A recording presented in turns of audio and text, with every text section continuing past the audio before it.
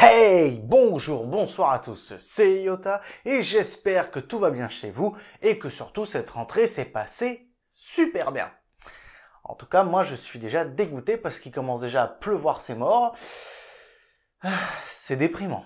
De tous les films que j'ai pu voir sur 27 ans de vie aujourd'hui, il y a des genres que je ne suis pas fan. Dans cette liste, il y a bien évidemment les films d'horreur, dont un film m'a traumatisé à vie, et il y a aussi les films pour ados.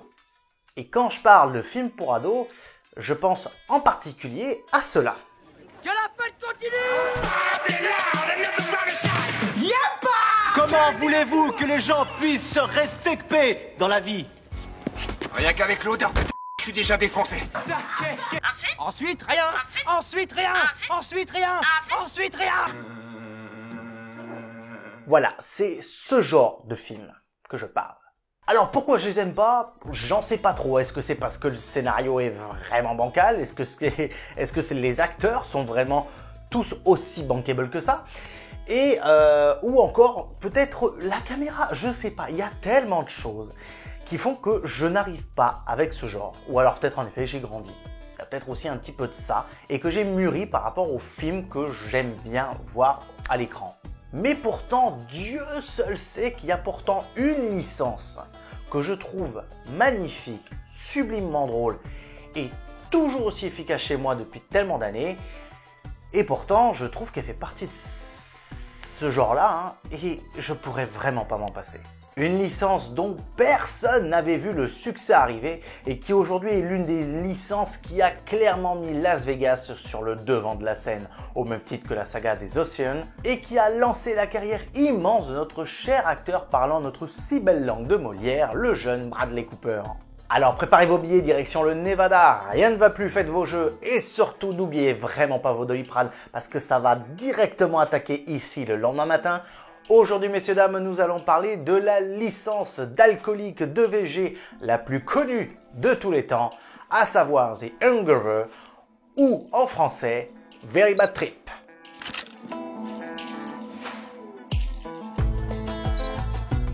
Bon, j'imagine, vous vous en doutez sûrement, mais l'intrigue du premier volet de Very Bad Trip est lourdement, voire pas mal inspiré quand même d'une histoire vraie qui est arrivée à un ami du producteur Chris Bender, à savoir Trip Vinson.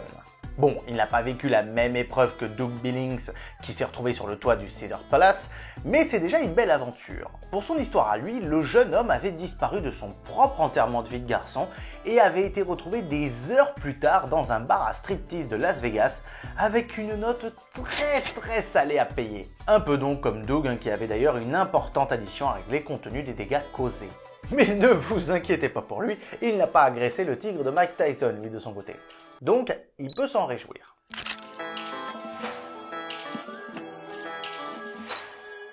Dans de nombreux cas, le cinéma a eu recours à des animaux dressés pour le bien des films. Des ours ou autres animaux sauvages pour des documentaires, des chats, des loups et même des oiseaux tels des aigles ou des corbeaux, et enfin beaucoup de nos amis à quatre pattes.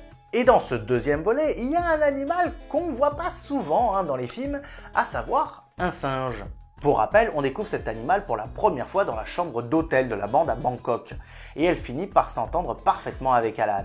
Véritable dur à cuire, il joue un singe qui deal de la drogue et qui fume des cigarettes comme un pompier. Et pour vous dire, cet acteur-là est une méga star animalier. En effet, Capucin femelle de 17 ans et propriété de Bird and Animals Unlimited, Crystal the Monkey est un singe qui n'est pas son premier film à succès.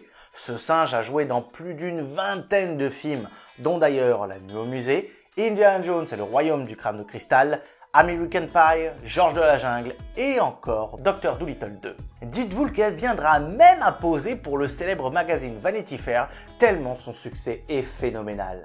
Pour terminer sur elle, je tiens à souligner à tous les protecteurs et défenseurs des animaux, ne vous inquiétez pas pour elle, tous les objets ou produits nocifs qu'elle a pu prendre ou autres sont en effet rajoutés en post-production.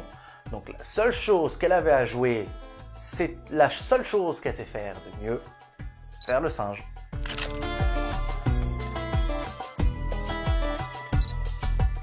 Revenons à nos personnages. Dans le 2, lorsque Stu Price, notre gentil dentiste un peu trop lambda sur les bords, se réveille au lendemain de la soirée, il s'aperçoit qu'il a perdu une dent.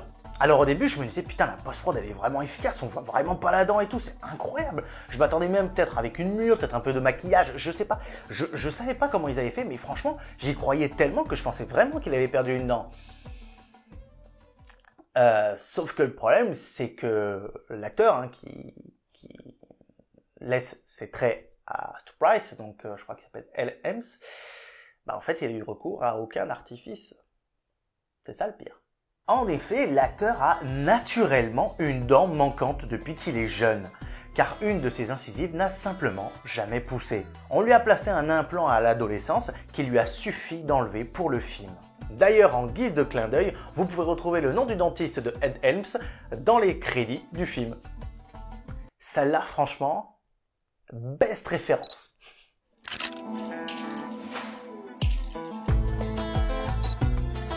Pour terminer sur cette vidéo, comment ne pas parler de notre cher chinois préféré, le légendaire monstre de la saga, à savoir Monsieur Leslie Chow, joué par l'acteur Ken Jeong. Son côté excentrique, son humour ravageur et ses mimiques inimitables, tout lui va. Surtout quand il tente des choses dans l'impro qui sont cultissimes. Et c'est pour dire, lors d'une scène du 2, Leslie saute au cou de Bradley Cooper alors qu'il est dans son plus simple appareil. Le réalisateur, Todd Phillips, qu'on connaît normalement pour Joker et Joker 2 qui va sortir tout récemment, a toutefois décidé de garder la séquence qui est devenue l'un des moments les plus cultes du film. Alors il est peut-être taré dans le film, mais dans la vraie vie, Ken Jeong a dû quand même demander la permission à sa femme pour pouvoir apparaître nu dans le film. Ça montre à quel point, certes, il peut être totalement déjanté, mais pas autant là-dedans.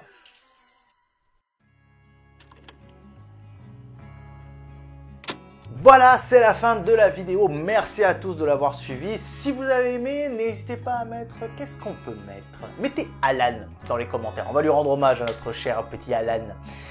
J'espère que cette vidéo vous aura plu. C'est une vidéo peut-être un poil plus courte que les autres, mais autant vous dire, c'est la fin de l'été. J'avais besoin d'une petite vidéo comme ça, rapide, efficace, pour pouvoir terminer cet été qui fut quand même assez grand hein, au niveau des vidéos, hein, au niveau de tout ce que vous avez pu voir avec tous les histoires que j'ai pu sortir, que ce soit Spirou, Garfield, Largo Winch ou même encore Bout des Billes. Et là, autant vous dire, la semaine prochaine, donc vous aurez une autre vidéo, alors pas sur un Filmoscopia, mais sur un tout autre sujet que vous allez voir va être très intéressant. Et à partir de là, je ferai juste une semaine de pause pour justement reprendre un rythme beaucoup plus régulier, me permettre d'avoir peut-être une ou deux vidéos d'avance pour avancer ensuite dans mes projets un peu plus personnels. Hein. On cherche un appart avec ma copine et tout, donc vraiment j'aurais pas forcément trop le temps de pouvoir continuer vraiment le tournage à fond comme ce que j'ai pu faire les derniers mois, voire même les dernières années. Donc je vais donc, pour résumer, hein, je vais donc sortir une vidéo la semaine prochaine, donc restez à l'affût dimanche prochain parce qu'elle va être vraiment bien. Et la semaine prochaine, je ferai une courte pause et ensuite je reviendrai sur une vidéo par semaine qui, comme vous avez pu voir, sortiront donc maintenant le dimanche à 18 h. Voilà, j'ai donc décidé de changer mon fusil d'épaule et de plus être un vendredi mais un dimanche. Voilà, ce sera tout pour moi. Si vous avez aimé la vidéo, n'hésitez pas à mettre un énorme j'aime, ça soutient la chaîne et franchement c'est super cool si vous faites ça. N'hésitez pas non plus à partager sur les réseaux sociaux et me retrouver d'ailleurs que ce soit sur Insta, sur TikTok et sur X. Vous pouvez même retrouver des fois sur Threads, j'y suis vite fait. Et enfin, surtout, le plus important, si vous n'êtes pas abonné à la chaîne, d'ailleurs déjà honte à vous, et vous pouvez aller vous abonner et activer la cloche pour recevoir les notifications des prochaines vidéos. C'était Yota en direct de la toile et à bientôt sur ma chaîne YouTube. Ciao!